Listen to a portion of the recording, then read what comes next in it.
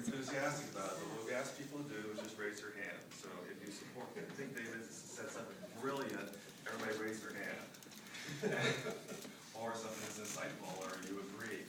So, but otherwise it's disruptive. And so we've actually taken David's time. I have 10 more seconds. I'm going to sum up. John Wooden, who just recently passed away, had a quote, "If you don't have time to do it right, when will you have time to do it over?" And I have a feeling that if this gets voted on the 20th, it's going to have to be redone at some point in the future, either by you or by succeeding council. Thank you. Thanks, David. Thank you very much. Lauren, welcome. Thank you. Good morning. Lauren Hughes, 18711 Westview Drive, and thank you for the opportunity to speak to you today regarding the sensitive lands issue and the recommendations made by the task force. I'm here not as a board member of LO Stewards, but as a Lake Oswego citizen and homeowner who's developed non-divinable, platted, 25-year-old residential property is unnecessarily and mistakenly proposed for sensitive lands overlay. I say a 25-year-old property. I understand that the purpose of this listening session is to provide input regarding the 63 task force recommendations. And my overall input is the task force recommendations missed the point. The charge doesn't address the heart of citizen concerns, so the comment on 63 tweaks to this program doesn't seem to be at all productive when we are at a point of such contention and in need of real solutions. What's really unfortunate is that the sensitive lands issue has become so contentious when it doesn't need to be, because we have common ground. We are all Lake Oswego citizens, and everyone I've met related to this issue cares about natural resources and values the natural beauty of this community.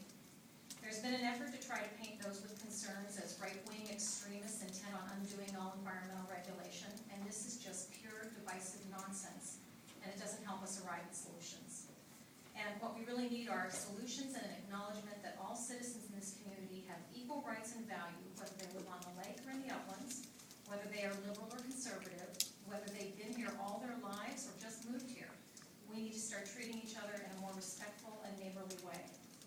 I'm confident that there are solutions to this issue, but it's going to take the 7 of you working together and working on behalf of all homeowners.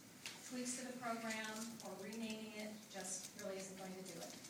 So you can go ahead and you can vote on this on July 20th or whenever, but until there's a real program here that makes sense to property owners, is fair and equitable, and doesn't involve politics, privilege, and economic development and zoning trades and games, the issue just isn't going to go away.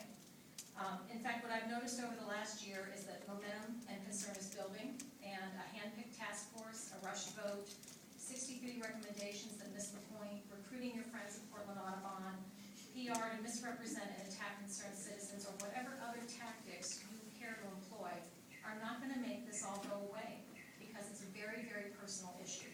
You are in our backyards. You are trespassing in a sort of way, and you've got our full attention. So since we are all neighbors and we do all have common ground about caring for our community's reputation and for our natural resources, let's please stop all the political nonsense and get working on some real solutions. I know that if we work together, there's a way to develop an approach that satisfies Metro, protects our community's real natural resources, and ensures that the program is fair and values all property owners. And one test of this would be, would you want the sensitive lands program applied to your personal properties?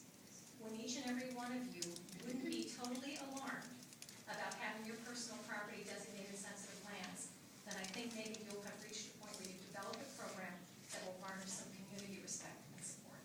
Thank you, Lauren. Okay, the next two are